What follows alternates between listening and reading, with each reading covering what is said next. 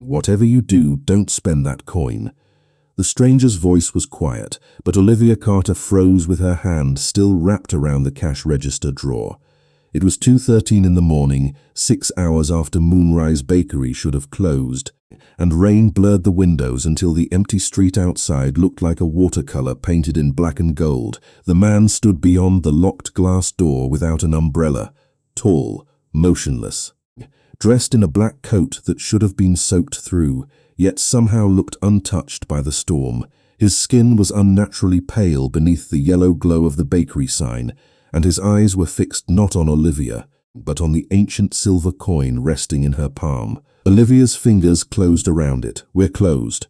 The stranger didn't move. "I know." Something about his voice made the tiny bakery feel suddenly smaller. Olivia glanced toward her phone beside the register, then back at him. "Then come back tomorrow." His gaze dropped to her wrist. Olivia followed it and felt her stomach tighten. A faint crimson symbol had appeared beneath her skin less than 10 minutes earlier, shaped like a crown surrounded by thorns. The same symbol was carved into the coin. "Where did you get it?" he asked. Olivia stepped back from the door. "Why?" For the first time, something changed in the stranger's expression. Not anger, not impatience, recognition. The kind that came from seeing a ghost walk into a room. Because the last woman who carried that coin disappeared 126 years ago. 6 hours earlier, Olivia's biggest problem had been $47. $47.18, to be exact. She counted it twice beneath the warm pendant lights of Moonrise Bakery, hoping arithmetic might become kinder if she looked desperate enough. It didn't.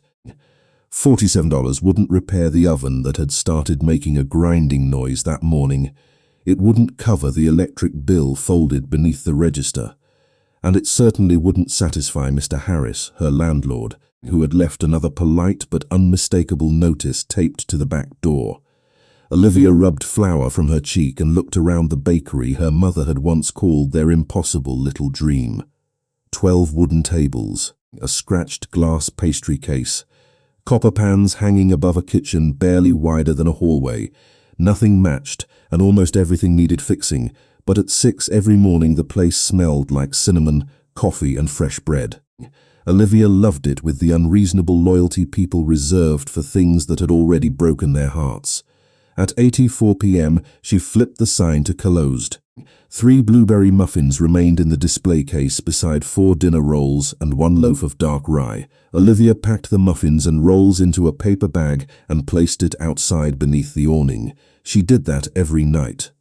Someone always took them. She never asked who. Tonight, however, when she turned around, someone was standing inside. Olivia nearly dropped the rye loaf. An elderly man waited beside the register in a worn grey coat, rainwater shining on his shoulders. "Sir, I'm sorry, we're closed." His eyes moved toward the loaf in her hands. "Is that one spoken for?" Olivia hesitated. "The rye?" He nodded. "How much?" She looked at his tired face, then at the rain outside. "Tonight, nothing." The old man smiled faintly. "That's a dangerous way to run a business. You sound like my accountant." "You have an accountant?" "No." "That's probably part of the problem." His smile deepened. Olivia slid the loaf into a paper bag and handed it across the counter. The man accepted it, ate carefully, almost ceremonially. Then he reached into his coat. "I said it's free, and I heard you." He placed something on the counter, not a bill, not a credit card. A coin, thick silver, darkened almost black with age. Olivia picked it up and frowned. One side bore a crown pierced by curling thorns. Beneath it rested a single teardrop-shaped mark. "I can't take this." "You can. I don't even know what it's worth." The old man's expression changed. For one strange second, Olivia thought she saw sadness there, more than either of us would like. He pushed the coin gently toward her. Kindness should never leave a debt. Before Olivia could answer, the lights above them flickered, once, twice. Then every light in Moonrise Bakery went dark. In the silence, Olivia heard the old man whisper 5 words. "He'll know it has awakened." At exactly 8:11 that night, Kevin Blackwood stopped speaking in the middle of a sentence. Around the long obsidian table, 12 members of the Blackwood Council fell silent. Kevin stood at the head of the chamber beneath a ceiling carved with constellations that had vanished from modern skies centuries ago. His black suit was immaculate, his expression unreadable, his skin pale enough to look almost colorless beneath the cold white lights. He had been discussing a boundary dispute between two vampire houses when the ring on his right hand suddenly grew warm, then hot. Kevin looked down. The band was made of dark silver, engraved with a crown wrapped in thorns. It had belonged to his bloodline for generations. For 312 years it had remained silent. Now a thin red glow pulsed beneath the metal, once, twice, then again. Councillor Marcus Vale leaned forward. "Your Majesty?" Kevin did not answer immediately. Memory moved faster than thought. Rain against stone, a woman in a travelling cloak, a locked carriage waiting beyond the eastern gate. A promise spoken in a whisper because even castle walls had ears. Kevin closed his hand over the ring. The glow remained visible between his fingers. "The royal coin has awakened," he said. The chamber changed, not physically. Something quieter, something older. Several council members exchanged looks. Lady Evelyn Hart was the first to speak. "That is impossible." Kevin raised his eyes. "No," his voice was calm. "It is unlikely. There is a difference." Marcus folded his hands. "The last blood coin disappeared more than a century ago. 126 years, Kevin corrected, with Eleanor Carter. The name silenced the room more effectively than any command. The younger council members knew what the official records said. Eleanor Carter had betrayed the crown, stolen a royal artifact, and vanished. Kevin knew those words better than anyone because he had signed them himself. He also knew they were not the whole truth. Marcus watched him carefully. "If the coin has awakened, someone must have touched it." "Yes, then we should close the city exits." Kevin turned toward him. "No." Marcus paused. "If the carrier leaves Greyhaven, we could lose the artifact again. You will not detain civilians because an old ring became warm. With respect, this is not an ordinary artifact, and whoever has it may still be an ordinary person." Kevin's tone remained even, but no one challenged him after that. He looked around the table. No one approaches the carrier. No one enters a home or business without permission. No one attempts to take the coin by force. Marcus's mouth tightened slightly. "And if the carrier refuses to cooperate?" Kevin met his gaze. "Then we find out why." He left the council chamber before anyone could answer. 2 guards followed him into the corridor. But Kevin stopped them with a glance. "Stay here." He did not want a convoy. He did not want half the city whispering that the Vampire King was hunting something before midnight. He crossed the west wing alone and sealed behind a steel door. Inside, shelves rose from floor to ceiling. Kevin walked directly to a narrow cabinet and unlocked it. A wooden case rested inside. He opened it. Empty velvet. The shape pressed into the lining had once held the royal coin. Kevin stared at the hollow space for several seconds. The ring could tell him only one thing with certainty.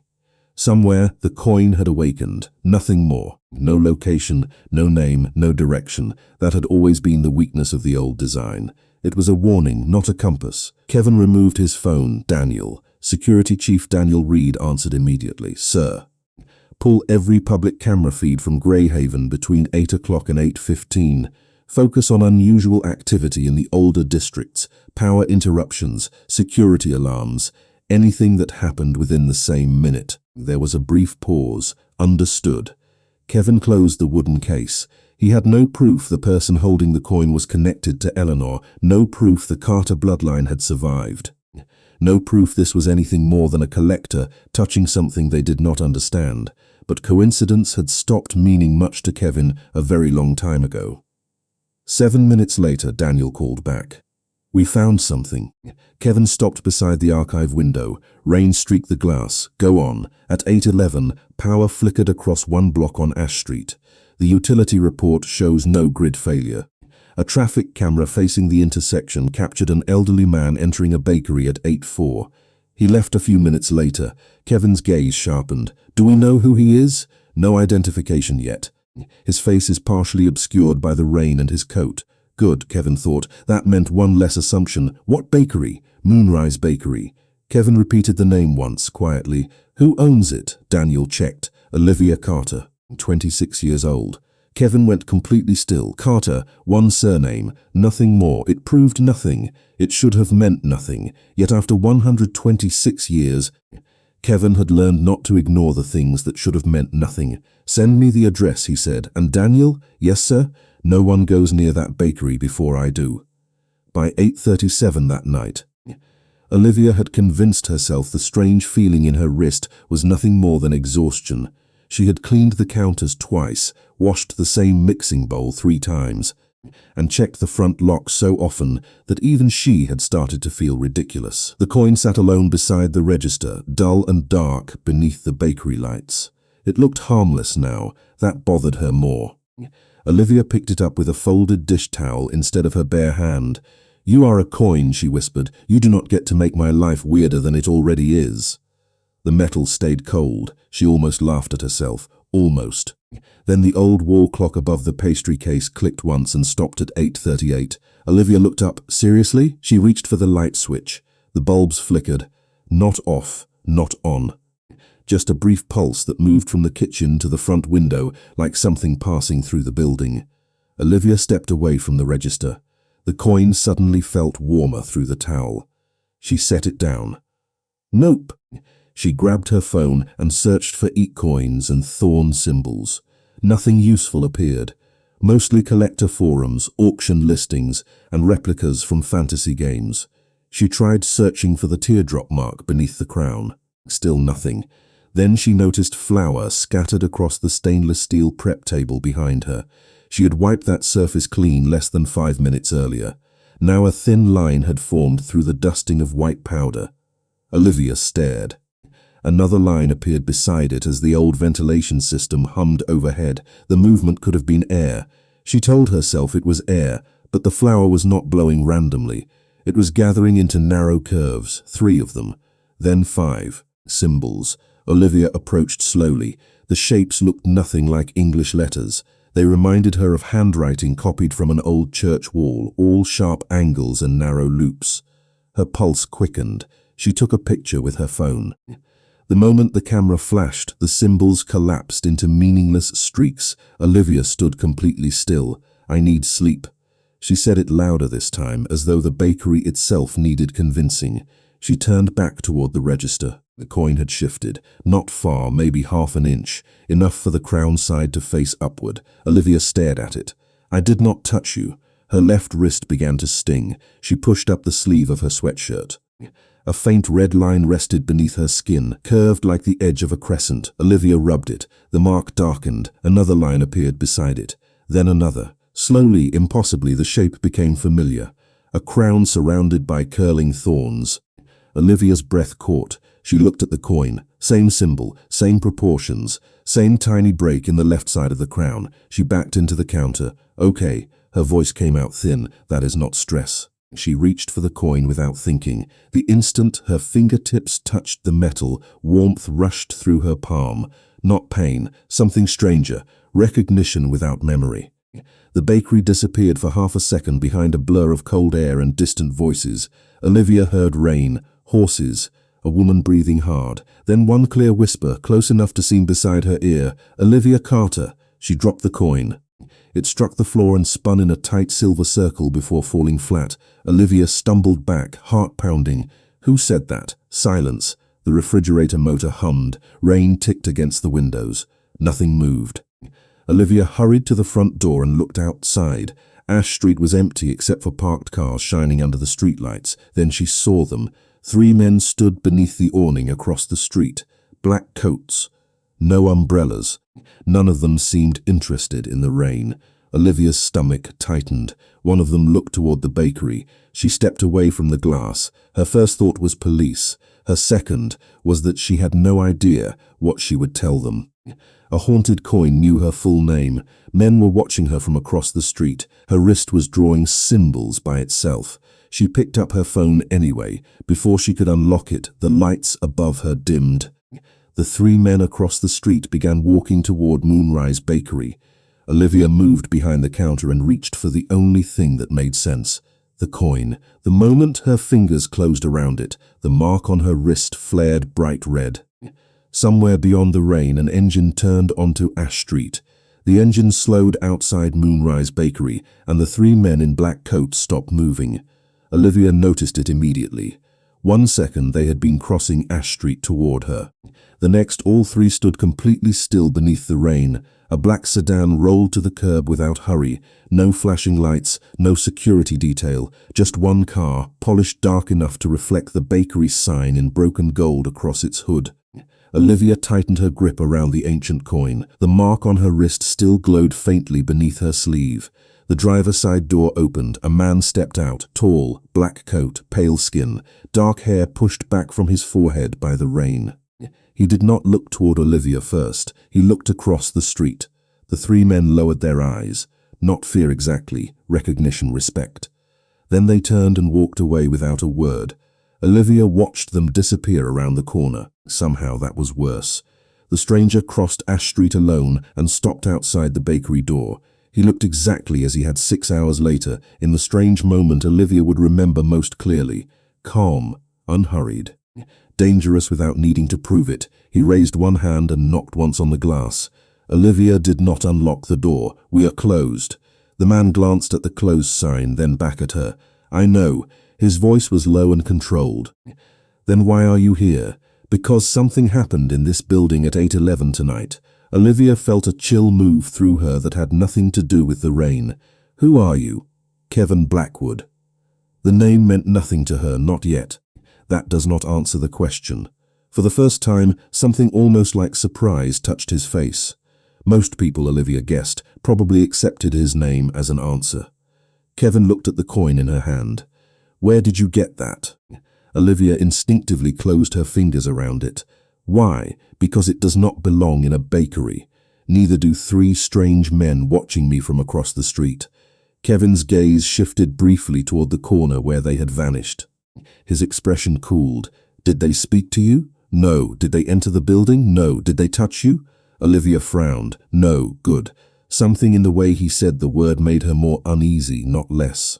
She stepped closer to the locked door, but kept several feet between herself and the glass. "Are they with you?" "No." "Do they know you?" Kevin paused. "Apparently." Olivia stared at him. "That is not comforting." It was not intended to be. Rain tapped steadily against the awning. Kevin looked again at the coin. "I need to see it." "No." The answer came before Olivia could think about it. Kevin's eyes lifted to hers. "You do not know what it is." "Neither did the man who gave it to me, according to you. He knew enough to choose this place. Then maybe I should wait for him to come back."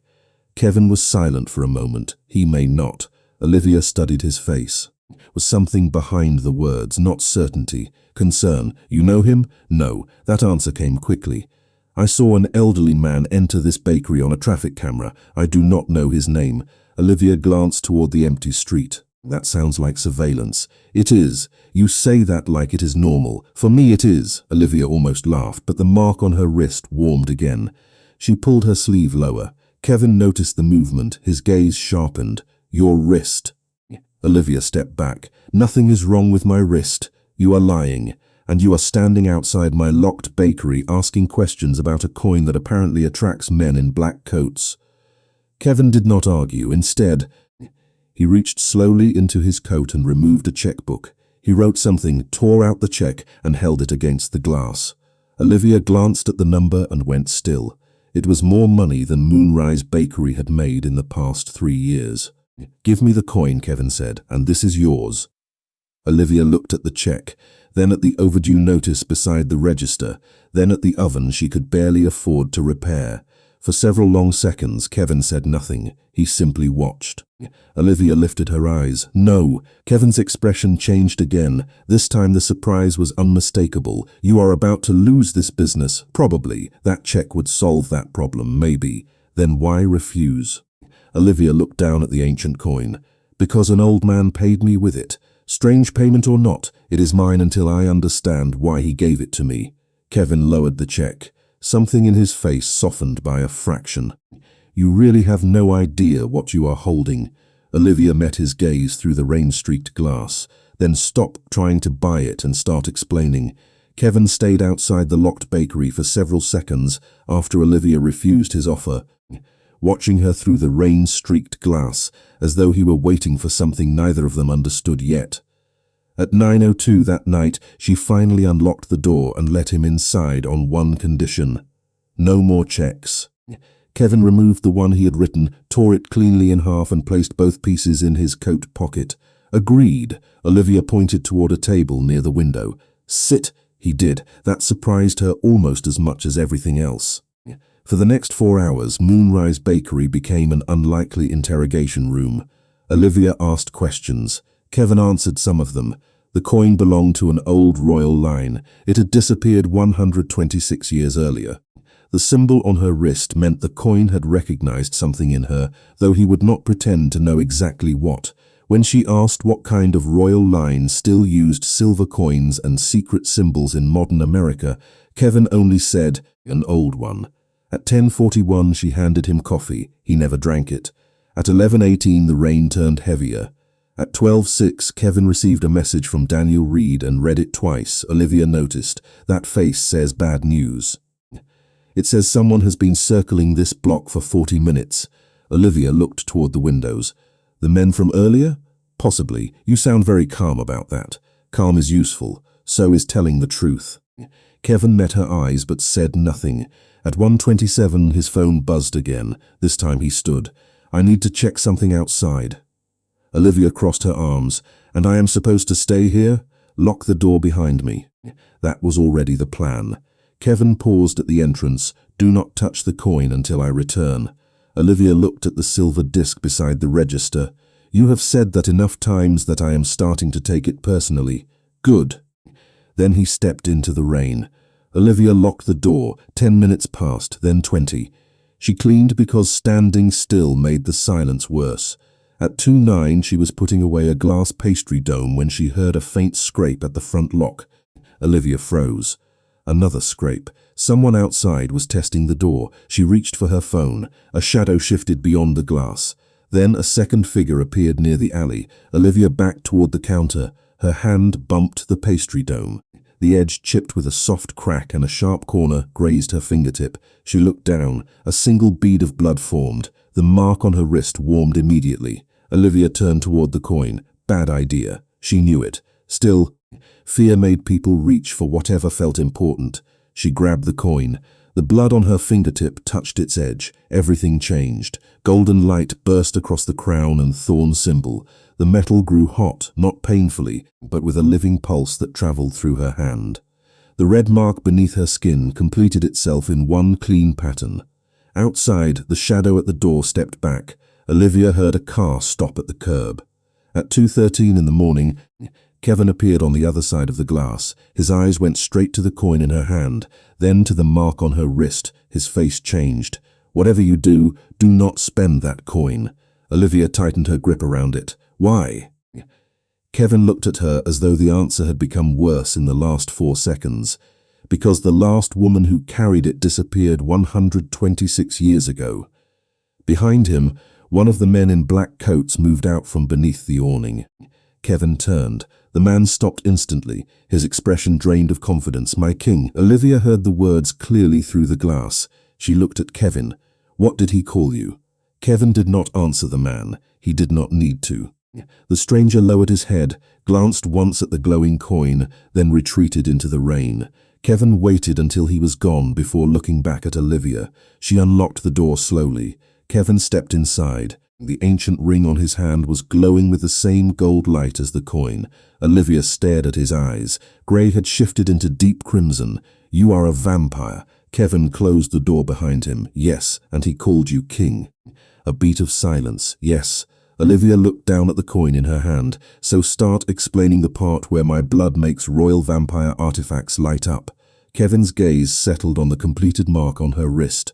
For the first time that night, the Vampire King looked genuinely uncertain.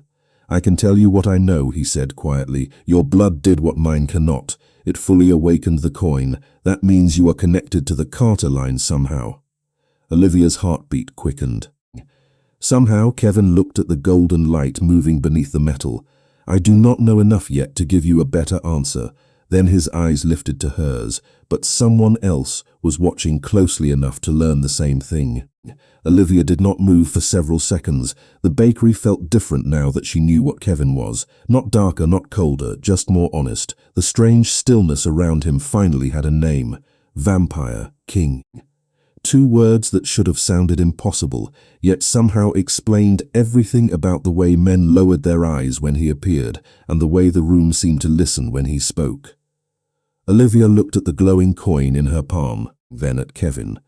"You said someone else learned what this means." "Yes, the man outside?" "He learned enough." Kevin stepped toward the window and looked through the rain.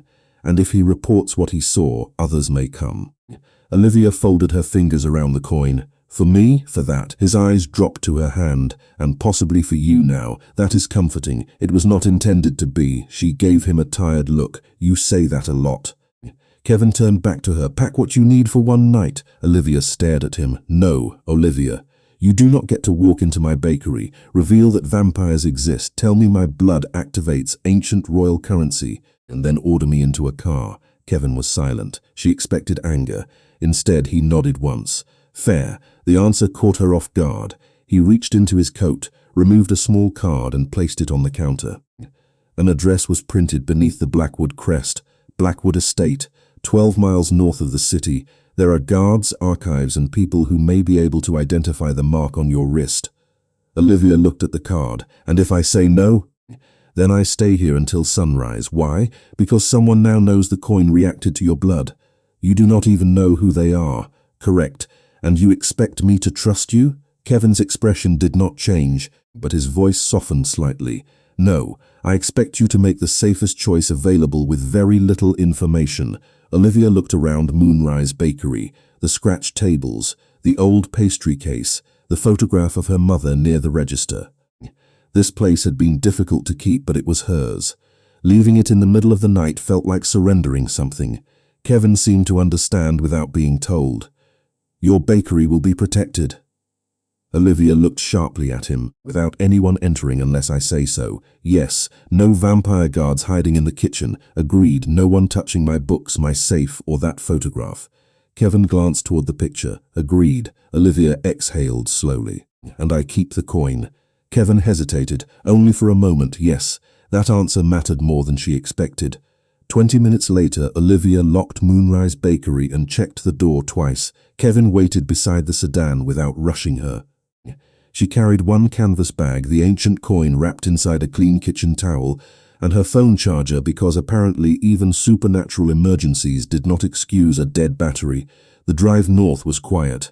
Greyhaven faded behind them, replaced by dark roads lined with pine trees and old stone walls. Olivia watched the distance climb on the dashboard. 8 miles, 10, 12. Then the gates appeared. Black iron, nearly 20 feet tall, opened before Kevin touched the brakes. Beyond them stood Blackwood Estate. Not a castle exactly, something older than a mansion and larger than anything Olivia had ever entered willingly. Stone towers rose above long modern wings of glass and dark metal. Warm lights glowed from narrow windows. Olivia looked at Kevin. "Sometimes." That is a very vampire answer. This time Kevin actually smiled, barely. Inside, the entry hall was quiet except for the soft echo of their footsteps. No crowds, no dramatic court waiting to stare at the human baker. Kevin had apparently cleared the main corridor before they arrived. A woman in a navy suit approached and offered Olivia a key card. "Guest suite, East Wing. The room locks from the inside. Only you have access." Olivia looked at Kevin. "You planned that fast." "I have had practice making people feel less trapped." The words carried more weight than the sentence should have. Kevin walked her to a wide doorway overlooking an interior garden. He handed her a second key. "This opens the outer gate." Olivia frowned. "Why would you give me that?" "Because you are not my prisoner." She studied him carefully. "And if I leave, I will strongly advise against it. But you will let me?" "Yes." Olivia looked down at the key in her palm. The coin had brought her into the home of a vampire king before dawn, yet the first thing he had given her was a way out. For the first time since the old man entered her bakery, some of the fear loosened. Not trust, not yet, but something close enough to let her breathe. Kevin started to leave, then stopped. "Get some rest. At 8 in the morning, I will show you the archives." Olivia glanced at the mark on her wrist. "And if the archives tell us something terrible?" Kevin looked back at her. "Then at least it will be the truth." At 8 o'clock the next morning, Olivia followed Kevin into a part of Blackwood Estate that felt older than the rest of the house. The archive doors were 12 feet high, made of dark oak reinforced with black iron, and when Kevin unlocked them, the air beyond smelled faintly of paper, dust, and cedar. Olivia had slept maybe 3 hours. It was not enough. Her mind still felt caught somewhere between impossible and exhausted. She carried the blood coin in a small cloth pouch inside her jacket pocket. The mark on her wrist had faded from bright red to a muted crimson, but it had not disappeared. Kevin noticed her checking it. Still there? Unfortunately. It may not be a bad thing. Olivia looked at him. You have a strange definition of bad. Kevin did not argue. He led her past shelves filled with ledgers, maps, sealed boxes, and books so old their spines had lost their titles. A woman named Evelyn Hart waited beside a long reading table. Olivia recognized the name from something Kevin had mentioned during the night. Council member, historian, vampire. Evelyn looked elegant, pale, and composed, but unlike the men outside the bakery, she did not stare at Olivia like a problem to be solved. She simply said, "May I see the mark?" Olivia hesitated, then pushed back her sleeve. Evelyn studied it without touching her. Crown, thorns. Broken left changed. Kevin. Kevin was already looking toward a locked cabinet at the far wall. I know. He opened it and removed a flat leather folder. Inside were several old photographs, handwritten letters, and one small oil portrait wrapped in protective cloth. Kevin set the portrait on the table and uncovered it. Olivia forgot how tired she was. The woman in the painting had her face. Not exactly. The hairstyle was older. The dress belonged to another century. But the eyes, the shape of the mouth, even the slight curve of the eyebrows were close enough to make Olivia step back. "Who is she?" Kevin answered quietly. "Eleanor Carter." Olivia looked at him. "Carter? Yes. As in my last name?" "Yes." Olivia turned back to the portrait. A brass plaque beneath it read Eleanor Carter, 1899. "She looks like me." Evelyn opened a family ledger and carefully turned several pages. There are gaps in the records after 1899. Names changed, locations disappeared, but the surviving entries suggest the Carter line continued under several branches. Olivia looked at Kevin. "And you knew her?" It was not a question. Kevin was silent for a moment. "I did." Something tightened in Olivia's chest. "How well?" Evelyn glanced at Kevin, then quietly moved to another shelf. Kevin understood the question. "Not the way you are thinking." Olivia crossed her arms. "I am thinking a lot of things right now. Eleanor was not my lover." Kevin's voice was steady. "She was a keeper," Olivia frowned. "A keeper of what?" Kevin placed the blood coin's empty wooden case beside the portrait. "Of the agreement between my bloodline and hers." He explained that generations of Carters had been trusted with one of the last royal blood coins, not as servants and not as subjects, but as independent guardians, human guardians. Their role was to make sure certain ancient powers could never belong entirely to the vampire court. Olivia stared at the coin pouch inside her jacket. "So my family protected this thing?" "Your family protected what it could do, and Eleanor disappeared with it." Kevin looked at the portrait. "Yes." Olivia heard the change in his voice. "Regret, old regret. Why?" Kevin walked to a locked drawer and removed a folded document sealed with faded black wax. "Because 126 years ago, someone inside my court wanted the coin for reasons that could have changed the balance between humans and vampires." Olivia looked at the paper. "And you let her run?"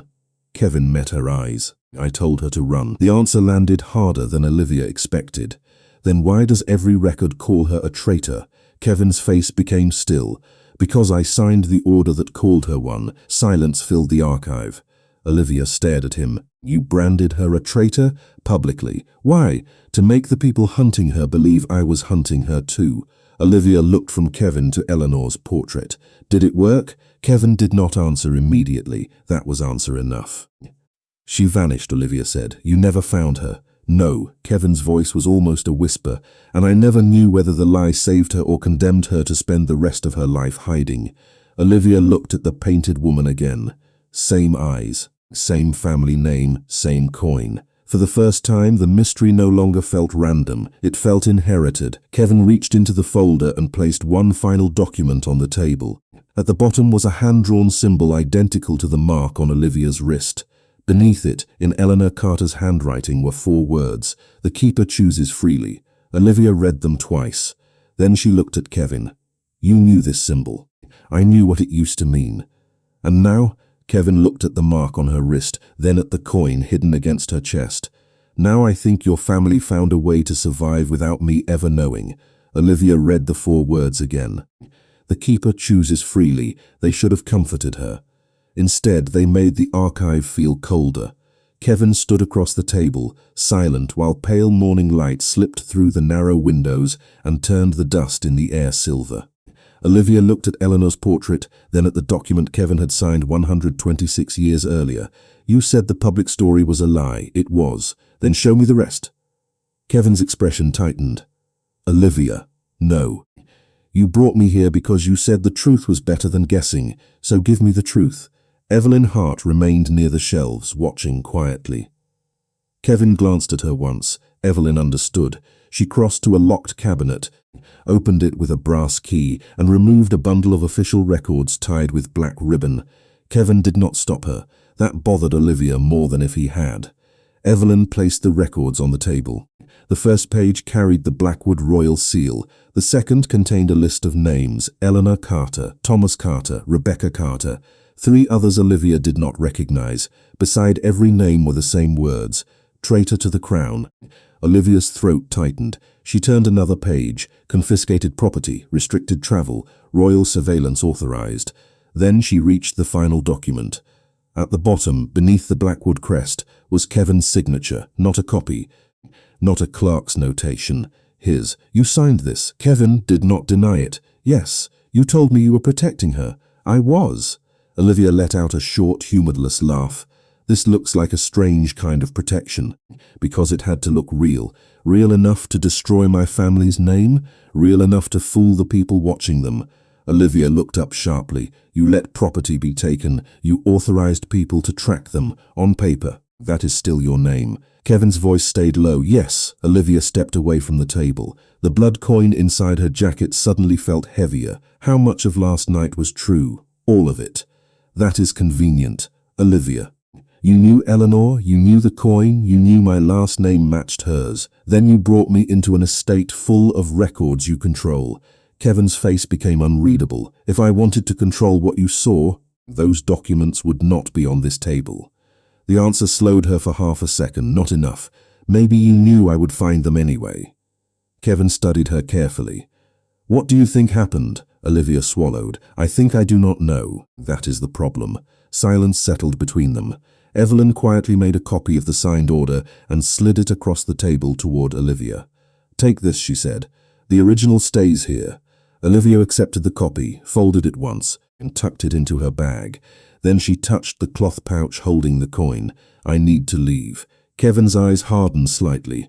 The men from last night are still unaccounted for. You said I was not your prisoner. You are not. Then do not make me prove it. For several seconds neither moved. Kevin finally nodded. There is a guest vehicle in the east garage. The key is already authorized for the outer gate. Olivia frowned. You prepared that? I prepared options. Do not follow me. Kevin looked at her. I cannot promise that. Then at least do not stop me. I will not.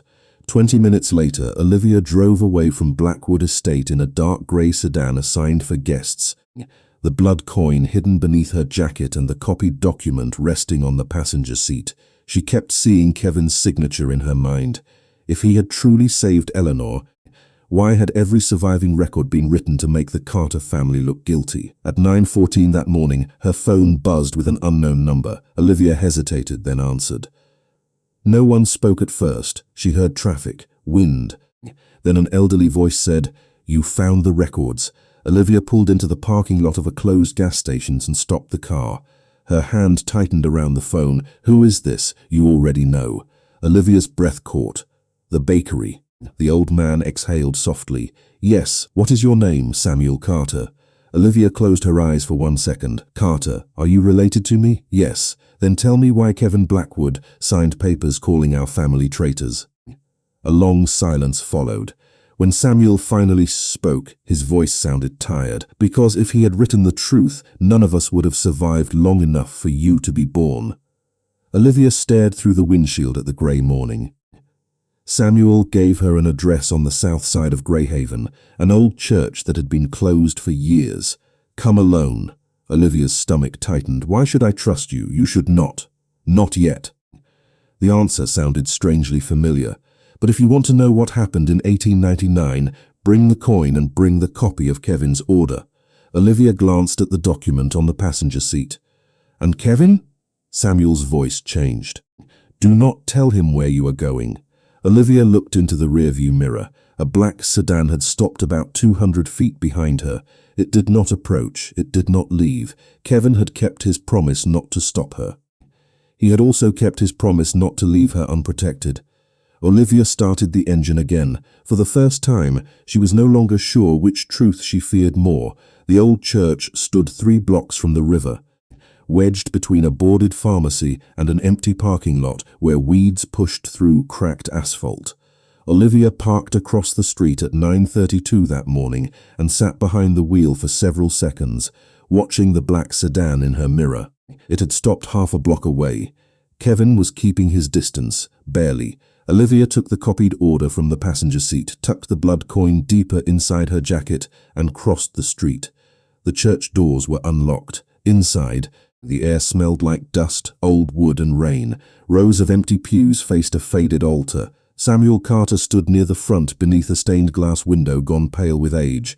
In daylight he looked smaller than he had in the bakery. Tired, older. Human, you came, he said. Olivia stayed near the aisle. You said we are related. Samuel nodded. Your mother was my niece. Olivia stared at him.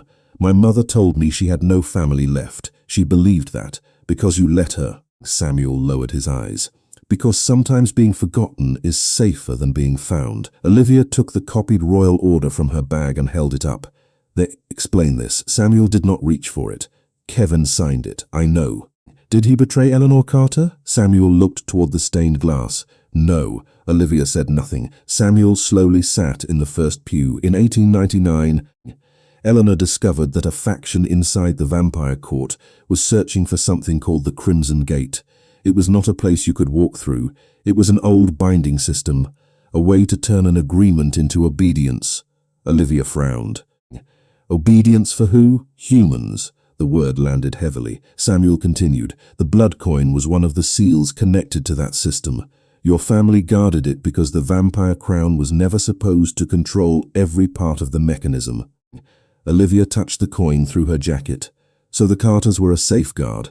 Exactly. And Kevin knew? Eventually. Samuel looked at her. Eleanor trusted him with the truth because he was the only one powerful enough to stop the faction without exposing the Carter line. Olivia glanced down at the copy in her hand. Then why call them traitors? Samuel's expression tightened. Because the people hunting Eleanor had access to court records. If Kevin had publicly defended her, they would have known she still possessed the coin and that he was helping her. So he did the opposite. He condemned the family on paper, authorized surveillance through channels he secretly controlled, and marked Carter property for confiscation. Olivia stared at him. That still sounds terrible. It was. Samuel did not defend it, and Eleanor hated it. But the confiscation orders gave Kevin legal control over the property before the conspirators could seize it. The surveillance orders placed his own agents on the roads the family used. The travel restrictions created the exact checkpoints where he arranged false identities. Olivia's anger faltered. You have proof? Samuel reached beneath the pew and pulled out a narrow metal box. He opened it with a small key. Inside were letters, yellowed maps, and a travel document bearing a different name. He handed Olivia the first letter. Eleanor's handwriting matched the archive note. Olivia read slowly. Kevin has made monsters of us in public, so the real monsters will stop looking closely. Beneath it was another line. I hate him for the lie. I trust him with our escape. Olivia looked up. Why did he never find her again? Samuel's eyes turned sad. Because that was the price of making the disappearance believable. Eleanor cut contact with everyone connected to Blackwood, Kevin included. He handed Olivia a map. 3 routes were marked in faded ink. One ended in western Pennsylvania beneath the name Caroline Mercer. That was Eleanor, one of her names, and the family survived, quietly. Samuel leaned back. For generations, Olivia looked at him.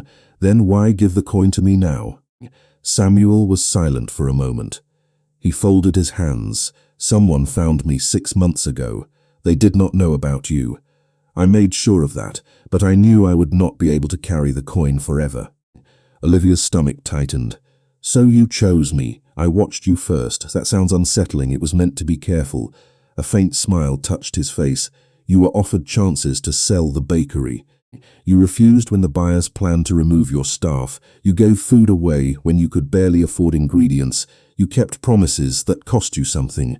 Olivia looked away. That does not make me a keeper. Samuel nodded. Correct. He pointed gently toward her wrist. Blood makes you eligible. Choice makes you keeper. Olivia looked at the Carter mark. So I am not one yet. Not unless you accept it. The old words returned to her. The keeper chooses freely. Samuel reached into the metal box and removed one final paper. At the top was a name Olivia recognized immediately. Vale. The faction Eleanor feared never disappeared, Samuel said. It became quieter. Olivia read the page. House Vale. Crimson Gate Restoration. Restricted by royal decree. Her heartbeats Vale? Samuel's eyes hardened. His family. Olivia thought of the councilman Kevin had mentioned. The careful voice. The suggestion to close the city exits. Not enough. Samuel looked toward the church doors. And if Marcus learns the coin fully awakened for you, he will not care whether you call yourself keeper or not. Olivia followed his gaze. Through the narrow glass, a black car remained where Kevin had stopped it. But another vehicle had just turned onto the street from the opposite direction. The second vehicle stopped directly in front of the church. Olivia did not need Samuel to tell her who had arrived. The back door opened and Marcus Vale stepped onto the sidewalk in a charcoal coat, calm enough to look as though he had come for a scheduled meeting. Two men followed him. Olivia recognized one of them immediately. He had been outside Moonrise Bakery the night the blood coin awakened. Samuel went still. Now Kevin knows enough, he whispered. Olivia looked through the narrow church window. Kevin's black sedan remained half a block away. He had not moved yet. Marcus entered without knocking. His eyes found Olivia first, then Samuel, then the metal box on the pew. Miss Carter, he said pleasantly. I was hoping we could avoid making this difficult. Olivia held the copied records against her side. You followed Samuel. Marcus smiled faintly. For months. Samuel's expression hardened. You never knew where the coin was. No, Marcus admitted. Not until she awakened it for us. His gaze shifted to Olivia's wrist. There it was. Proof, not family history, not suspicion, current knowledge. Olivia felt the final piece settle into place. The men outside my bakery were yours. Observers. One of them tried my lock. Marcus did not deny it. They were instructed to recover an artifact that belongs to the vampire court. Samuel stood. It never belonged to you. Marcus looked at him with quiet contempt. That disagreement is older than both of us. And Kevin? Olivia asked. Does he know you have been searching for Samuel? Kevin knows what I allow the council to discuss. Marcus glanced toward the doors, although I imagine that will change shortly. Outside, Kevin's car door opened. Marcus noticed. His voice remained calm. We have very little time. Olivia looked at Samuel. What do you want? Marcus answered immediately. The coin, you, and eventually the king. The room seemed to tighten around those words. Olivia touched the pouch beneath her jacket. Why, Kevin? Marcus's expression became almost reverent, because the Crimson Gate was built on balance. Human keeper blood, royal vampire blood, the seal between them. Samuel shook his head. You still do not understand the mechanism. I understand enough. That is what your family said in 1899. Marcus's smile disappeared. Olivia looked toward the old papers. Recipe, sequence, ingredients. The thought came without warning. 3 components did not mean 3 equal components. Samuel caught her expression but said nothing. Kevin reached the church steps outside. One of Marcus's men glanced toward the door. Marcus lowered his voice. If Kevin enters now, this becomes a confrontation. I would prefer another arrangement. Olivia met his eyes. You mean one where I go with you voluntarily? Samuel gave a sharp laugh. That word means nothing when you arrive with armed escorts. Marcus ignored him. You come with me, Samuel comes with us, and no one here needs to make a scene. Olivia's stomach tightened. She understood the trap. Marcus needed her alive. He needed Samuel for knowledge. He needed Kevin later for royal blood. That gave her something he did not realize he had given away. Time. Olivia turned slightly. hiding her hand as she reached toward the paper bag Samuel had brought from Moonrise Bakery the night before. A small bakery receipt still clung to the folded edge. She took a pen from the pew and wrote 2 words on the back. "Trust me." Then she folded the slip into the pocket of the guest car key fob and set it beneath the metal box where Kevin would look first. "Olivia," Samuel said quietly. She looked at him. "You said the keeper chooses freely." Samuel's eyes changed. He understood. "Yes, then I choose what happens next." Marcus extended one hand toward the aisle. Olivia walked toward him. At the church doors, Kevin appeared on the other side of the glass. His pale face was unreadable. Marcus opened the door just enough to speak. "Your Majesty." Kevin's eyes went to Olivia. "Are you leaving with him by choice?" The entire church seemed to hold its breath. Olivia looked directly at Kevin. "Yes." His jaw tightened. "Olivia, do not stop me." For one terrible second she thought he would. Then Kevin stepped aside. Marcus smiled, believing he had won. Olivia walked past Kevin without touching him. As she passed, she whispered so softly only his supernatural hearing could catch it. "Check the box." Kevin did not react. He simply watched Marcus escort Olivia and Samuel toward the waiting car. Only after the vehicle pulled away did Kevin enter the church. He found the metal box, lifted it and saw the folded receipt beneath it. 2 words waited in Olivia's handwriting. "Trust me." Kevin read them once, then again. For the first time in 126 years, he chose not to command the next move. He chose to trust a Carter. Marcus led Olivia and Samuel beneath Greyhaven, through a service tunnel hidden behind the old river warehouses. The passage descended farther than Olivia expected, past rusted pipes and concrete walls until the city noise disappeared completely. At the bottom, the tunnel opened into a circular stone chamber nearly 40 feet across. Pale symbols covered the floor in 3 rings. 12 marks on the outside. Sick the center, Olivia noticed the pattern before anything else. Repetition, order, timing. It reminded her of the recipe cards taped beside the mixer at Moonrise Bakery. Flour, yeast, salt, water. The ingredients mattered, but the sequence mattered just as much. Put something in too early, and the entire batch changed. Marcus seemed to think he had everything he needed. The blood coin, Carter blood, Kevin's royal bloodline. Olivia was beginning to suspect he only understood the ingredients. Samuel glanced toward her. "Do not react," he said softly. Marcus heard him anyway. "You will both have plenty of time to talk after this is finished." He placed an old manuscript on a stone stand beside the center platform. The pages were worn and incomplete, several sections clearly copied from older documents. Olivia recognized Eleanor's handwriting only in fragments along the margins. That mattered. Marcus did not have the full record. He had pieces. "The coin," Marcus said. Olivia kept it inside the cloth pouch. "Kevin is not here. He will be. You seem very confident."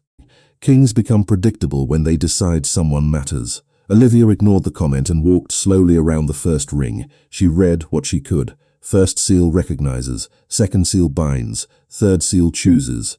Beside the final line, someone from House Vale had added a newer translation. Third seal commands. Olivia stopped. There it was. 1 word. 1 mistake. She thought of Eleanor's warning. The keeper chooses freely. Marcus had built his entire plan around control, so of course his family had translated choice as command. Olivia looked at Samuel. He gave the smallest nod. "Where does Kevin stand?" she asked. Marcus pointed to a dark symbol on the opposite side of the platform. "Royal Point." "And what does that do?" "Recognizes Blackwood blood." Olivia frowned. "Actual blood?" Marcus shook his head impatiently. "Royal bloodline. The seal reads lineage through direct contact." "Good." That explained how he intended to use Kevin without drawing a single drop. Olivia kept studying the floor. Then why is the coin placed in the center before the royal seal activates? Marcus's expression changed. "What?" "The order." She pointed toward the manuscript. "The second seal binds before the third seal chooses. If you place the coin too early, you might lock the sequence." Marcus looked down at the text. Samuel said nothing. Olivia continued. "I bake for a living. I follow sequence every day. Ingredients do not save a bad order." Marcus stared at her as though deciding whether a baker had just exposed a mistake his family had carried for generations. Finally, he called for a second translation. One of his men brought another partial document. Marcus compared the lines, his confidence weakened by a fraction. We begin with the outer ring, he decided, exactly what Olivia wanted. She stepped onto the first circle and touched the blood coin against each symbol one by one. The Carter mark on her wrist warmed, but she felt no compulsion, no command. 12 symbols lit faintly beneath her feet. Outside the chamber, footsteps echoed through the tunnel. Kevin entered alone, no guards, no spectacle. His pale face was calm, but his eyes went first to Olivia, then Samuel, then the glowing smiled. Your Majesty. Kevin looked at him. You wanted me here. History required your presence. Kevin's gaze returned to Olivia. She gave him the smallest nod. Trust me. Marcus pointed toward the royal seal. Place your hand there. Kevin did not move. Why? Because your bloodline completes the second stage. And if I refuse, then nothing happens. Kevin looked at Olivia. She held his gaze. Do it. Silence filled the chamber. Kevin placed his palm against the Blackwood symbol. The seal recognized him instantly. Golden light moved beneath the floor, spreading through the second ring. At that same moment, far away at Blackwood Estate, every ancient witness seal embedded in the council chamber walls awakened for the first time in generations. Evelyn Hart looked up as a circle of gold appeared across the stone floor. Then Marcus Vale's family crest formed in the center. The old system was doing what it had been designed to do, recording whoever attempted to activate the Crimson Gate. Back underground, Marcus saw only the light beneath his feet. He smiled. Now. Olivia held the blood coin above the center socket but did not lower it. Now what? Marcus's smile disappeared. Place it in the seal. Olivia looked at the incomplete Vale translation, then at Eleanor's original word. Chooses. You changed the meaning. Marcus went still. Your family did. Olivia lifted the coin slightly. This final seal does not command the keeper. The Carter mark on her wrist brightened. It asks. Marcus stepped closer. You do not understand what you are reading. Olivia met his eyes. No, you do not understand what you have been trying to control. The chamber hummed around them. Kevin remained perfectly still at the royal seal. Samuel watched Olivia with quiet pride. Marcus looked toward the center socket. Put the coin down. Olivia did not move. You cannot order this part. His expression hardened. I have spent my entire life preparing for this. Olivia's voice stayed calm. Then you spent your entire life preparing for a door that only opens when chooses to open it. Marcus stared at Olivia as the chamber hummed around them. The golden lines beneath the floor had reached the third ring, but the center remained dark. For the first time since he entered the church, certainty disappeared from his face. Place the coin in the socket. Olivia did not move. You already know that will not work. You are stalling. Yes. The answer surprised him. Kevin looked at her but said nothing. Olivia turned towards Samuel. The final seal. Samuel slowly nodded. Marcus snapped his attention toward him. There is no final seal. Samuel almost smiled. That is because your family never had the complete instructions. Marcus crossed to the manuscript and flipped through the copied pages. Olivia could see panic hiding beneath his control now. He had spent his entire life preparing for a ritual built from fragments. The first seal recognizes, Olivia said. The second binds, the third chooses. Marcus looked at her, and the keeper chooses to open the gate or close it. Silence. Even the guards seemed to stop breathing. Marcus's face hardened. You are lying. Samuel answered him. Eleanor hid the final instruction because she knew House Vale would never understand it. The coin was never created to give one side permanent control. It was created to make permanent control impossible. Marcus turned toward Kevin. You knew this? Kevin's eyes remained on Olivia. No, Olivia believed him. That mattered. Marcus stepped toward the center platform. Then this changes nothing. She will open it. Kevin finally moved his hand away from the royal full seal. You are finished giving her orders. Marcus looked at him. If she closes the gate, the coin is destroyed.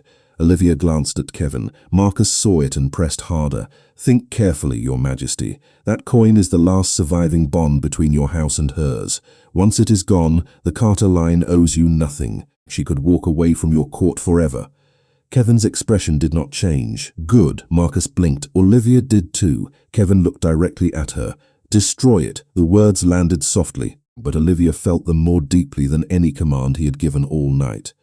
Kevin, you heard him. If the final seal ends this, use it. Marcus laughed once, bitterly. You would throw away centuries of power for one human woman? Kevin turned toward him. No, I would throw away power that was never mine to own. At Blackwood Estate, the witness seals in the council chamber brightened. Evelyn Hart and the assembled council members watched as Marcus Vale's crest appeared over the image of the Crimson Gate. Ancient letters formed around it, recording the unauthorized activation attempt. Marcus looked toward the floor as the same crest appeared beneath his feet. His face went pale. The witness system. Samuel nodded. Still works. For the first time, Marcus understood that his own ritual had become evidence. He looked toward the exit. Kevin's guards appeared at the tunnel entrance, not rushing forward, simply blocking the path. Marcus stopped. There was nowhere left to hide the truth. Olivia stepped toward the center socket. The blood coin felt warm in her palm, not demanding, waiting. The Carter mark on her wrist glowed brighter. A voice did not speak. No prophecy appeared. There was only choice. Samuel looked at her. You do not have to accept the keeper's duty. Olivia looked at the coin. What happens if I use the final seal? The Crimson Gate closes permanently. The coin is consumed. The Carter obligation ends with you. Olivia breathed slowly. And if I walk away, the gate remains sealed for now. But someone could try again one day. Marcus stared at her. Kevin said nothing. He did not ask. He did not persuade. Olivia finally understood the difference between the two men standing before her. Marcus wanted her choice because it served him. Kevin respected it even if it took her away. Olivia placed the blood coin into the center socket. The chamber went silent. The coin sank into the stone as if the surface had become water. Golden light spread outward through all three rings. Olivia placed her marked hand above the seal. I choose the final seal. The Carter mark flashed once. The blood coin dissolved into thousands of tiny points of light. The symbols beneath the floor reversed direction, folding inward instead of opening outward. The low hum faded. The black stone at the center cracked with a soft sound, then sealed smooth again. The golden lines vanished. The Crimson Gate was closed. Permanently, Olivia looked at her wrist. The Carter mark was fading. Samuel closed his eyes with relief. Kevin stepped away from the royal point. Marcus stood motionless as the last trace of his family crest disappeared from the floor. It is over, Olivia said. Marcus looked at the empty inheritance. Olivia looked toward Kevin, then Samuel, then the silent chamber. No. Her voice was calm. I ended the debt. 3 weeks later, Moonrise Bakery smelled like cinnamon again. The cracked pastry dome had been replaced. The old oven no longer groaned every time Olivia turned it on. The landlord's overdue notices were gone from the back door. Nothing looked extravagant. That was exactly how Olivia wanted it. The bakery was still hers. The difference was that she was no longer fighting to keep it alive one bill at a time. After the council reviewed the witness seals from the Crimson Gate, Marcus Vale was removed from his position, stripped of authority, and permanently exiled from Blackwood territory. No one argued. The ancient system had recorded his family crest, his activation attempt, and every step of the ritual. For once, history did not depend on whoever held the pen. House Carter was officially cleared of treason. The confiscation orders from 1899 were reversed, and the remaining Carter assets still held under Blackwood control were legally restored to Olivia and Samuel. It was not a fortune large enough to change who she was. It was enough to pay the bakery's debts, repair what needed fixing, and give Samuel the quiet retirement he had spent most of his life believing he would never have. Samuel rented a small house 2 towns away with a porch facing west. He called Olivia every Sunday. Sometimes he apologized for disappearing from the family. Sometimes she let him. Sometimes she told him to stop and bring coffee. The Carter mark faded completely 9 days after the final seal. No scar, no glow, no whisper beneath her skin. The blood coin was gone. The Crimson Gate was gone with it, sealed beyond reopening. The Carter duty had ended. Olivia was simply Olivia again. That should have made everything easier. Somehow, Kevin made it complicated in a much quieter way. He never sent guards to the bakery unless Olivia asked. He never offered to buy the building. He never mentioned the enormous check she had refused. Instead, he began appearing after closing 2 or 3 nights a week, always alone. Always at the same corner table. He tried coffee again and still disliked it. Olivia discovered he preferred hot chocolate, though Kevin insisted the information remain private. "You are a 600-year-old vampire king," she told him one night. "I think your reputation can survive whipped cream. You underestimate the council. I have met the council. Then you understand my concern." Olivia laughed. Kevin watched her for a second, and there was no ancient magic in the moment. No glowing symbols, no prophecy. That was what made it different. On the first cold evening of November, rain returned to Greyhaven, soft this time. Nothing like the storm that had brought Samuel through her door. Olivia was wiping down the counter when the bell above the entrance rang. Kevin stepped inside wearing the same black coat he had worn the first night. His pale face looked almost luminous against the dark street behind him. Olivia glanced at the clock. "You are early. I am improving, slowly." He approached the counter and placed a coin beside the register. Olivia stopped wiping. Then she looked down, a quarter, ordinary, new enough to shine beneath the lights. She picked it up and turned it over. No crown, no thorns, no secret symbols. "You are getting better at human money." Kevin's mouth curved slightly. "I have had a good teacher." Olivia pointed toward the bread shelf. "Dark rye?" "Yes." She wrapped a loaf in brown paper and slid it across the counter. Kevin did not leave. Olivia looked at him. "Anything else?" He hesitated. Kevin Blackwood, who could silence an entire vampire council with one word, actually hesitated. Olivia noticed and enjoyed it more than she should have. "Dinner," he said. "That is not on the menu. I was hoping you might make an exception." "For the king?" "No." His voice softened. "For me." Olivia looked at him for a long moment. 3 weeks earlier, every important choice in her life had seemed tangled in bloodlines, ancient promises, and other people's plans. Now there was only a quiet bakery, rain on the windows, and one man waiting for an answer he had no power to demand. Olivia took off her apron. She turned off the display lights one by one. Kevin watched without speaking. She walked around the counter and stopped beside him. "There is a diner on 5th that stays open late. I know it." "Of course you do." "Surveillance." Olivia gave him a look. "That joke is getting old." "So am I." She laughed again, then locked the bakery door behind them. Outside, the rain had slowed to a silver mist. Kevin offered his hand. Olivia looked at it. Once a coin had tied their histories together. Once blood had awakened something neither of them understood. None of that existed now. No mark, no duty. No ancient law, only choice. Olivia placed her hand in his. Kevin closed his fingers gently around hers. Together, they walked down Ash Street beneath the yellow lights, leaving Moonrise Bakery glowing softly behind them. The oldest debt was paid. The final seal was closed, and for the first time nothing stood between them except an ordinary future they were both free to choose.